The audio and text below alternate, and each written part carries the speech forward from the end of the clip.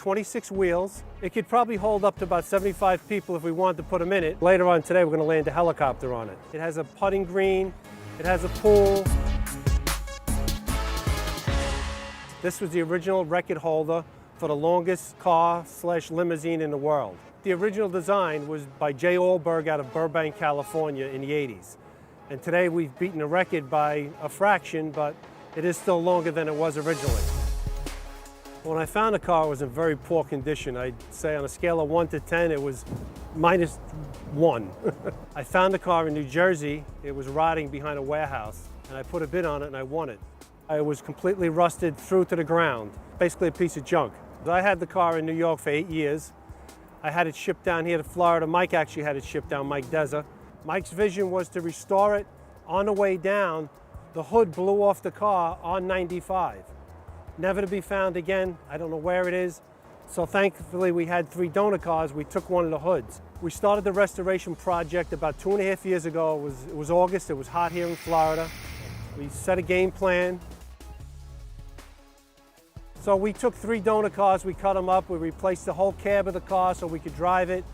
The engine was replaced, all the tires were replaced, helipad was redone, the pool was redone. On the inside of the vehicle, we have seating for passengers. We have carpeting, we have leather, we have vinyl, we have LED lighting. This can be configured for any type of party, any type of design that you'd want, but it could hold up to 75 people any day of the week. What I found surprising with the car is when we started fixing it and we started taking it apart, it was 6 Eldorados that were put together, but the middle section had to be fabricated from scratch. And it kind of reminds you of the construction of a bridge. I mean, just an enormous undertaking to do this type of job. 6 Eldorados, each one of them weighed just a little over 5,000 pounds. So we used 6 of them, but we didn't use every part of them. So when you add the steel in, I would say 25,000 pounds would be a good guess. Maybe we'll weigh it one day and we'll really find out. There are pictures of this limousine with the helicopter, but there is no actual footage of that helicopter landing on it. And we're going to do it today here at Desertland.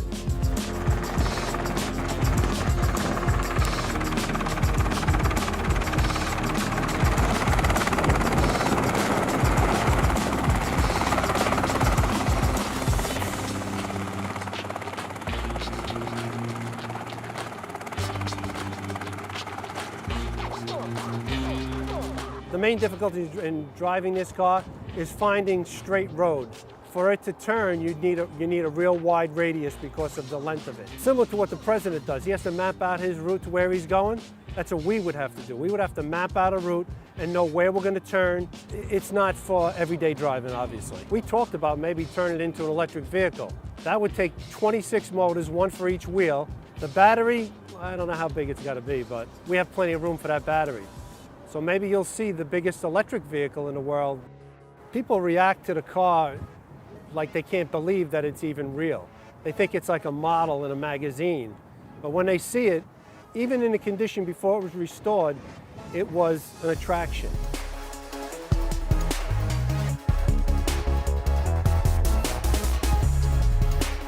The vehicle is 30.538 meters long, which is 100 feet and 1.5 inches long for everybody that doesn't use meters. Congratulations. This is officially amazing. You know, you kind of see something that's almost impossible to do, and it's a challenge. And you say, I could do it. People say you're crazy, but we did it, and here it is. And eventually, we're going to extend it. I don't know how long we're going to make it, but I guess as long as we can. The sky's the limit. Well, the road's the limit.